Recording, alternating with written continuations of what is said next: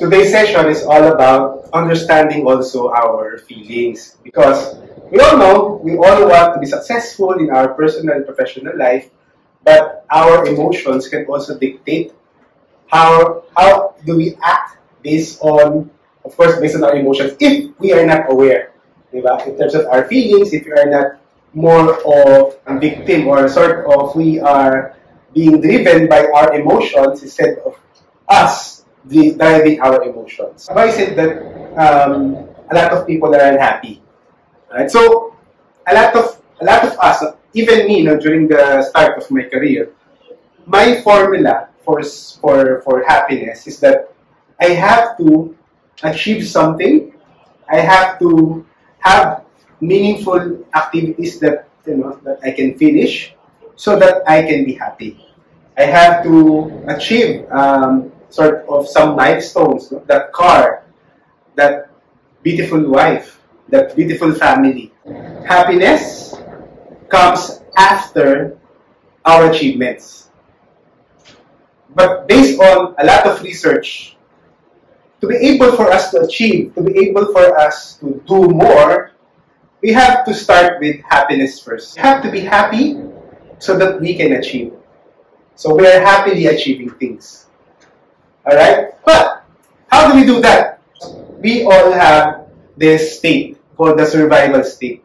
All of us have been given this gift of survival. The reason why you are here alive, because you've been given a seed of survival. But the challenge is, of course, as we move forward, we still, most of the time, most people are in a survival state.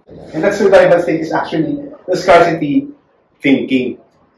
That in order for us to be happy, we have to get things. And sometimes we feel parang we are living in that survival state. And that survival state is not a happy state. Because survival yan, and imagine animals, no? When you feed them and then they forget about their family members, para sa kanila, they have to get their part. Right? So, when we are in a survival state, we ask ourselves, what's in it for me? Ano bang mawapala ako dyan? Diba?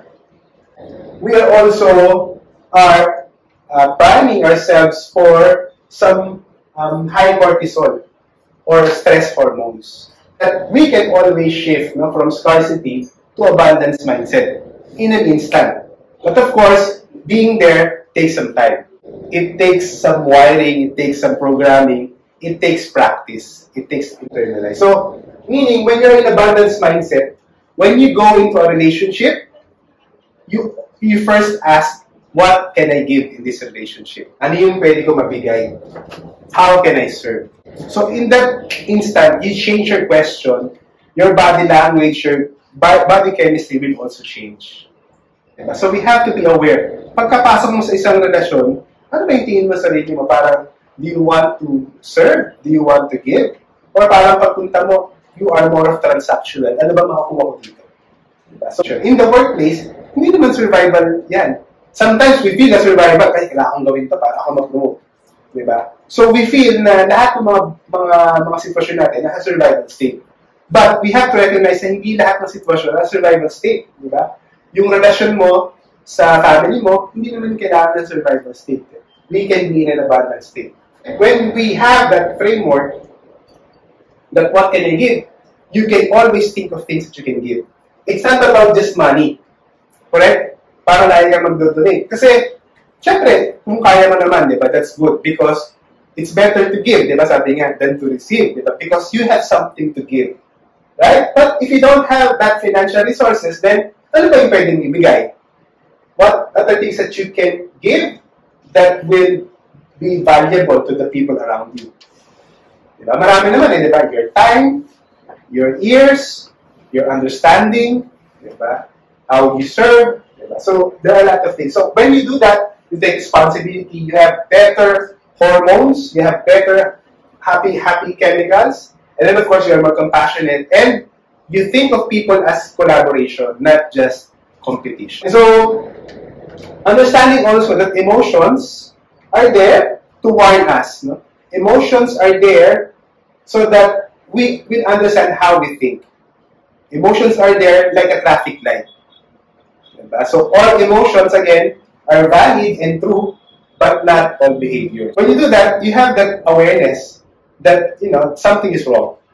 But we can choose a different response, different behavior based on how we wire our tendencies, or parang how we wire our visceral reaction. Awareness is the first step to change. Kailangan lang alam natin na ganun yung tendency natin, di ba? What are you focusing on? We have to be aware. So ano ba? Nag-focus ka ba sa mga bagay na hindi mo kaya control? Or you focus on the things that you can control? Ano ba yung kaya mo control? Hindi mo kaya control yung boyfriend mo. Hindi mo kaya control yung in-laws mo. Hindi mo kaya control yung mga friends mo. Ano yung pwede mo control? Yung sarili mo lang. Yung response mo. Or, do you focus on the things that I don't have or the things that I'm grateful for? Diba? So, when we focus on this, we generate more happy hormones.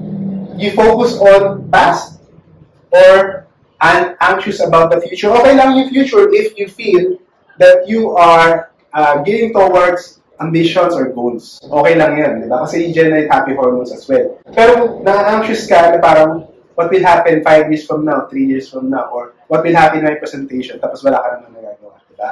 Kasi parang na-overwhelm ka. So when we focus our time, our thinking dun sa past and the future, hindi mo rin sa kaya control eh.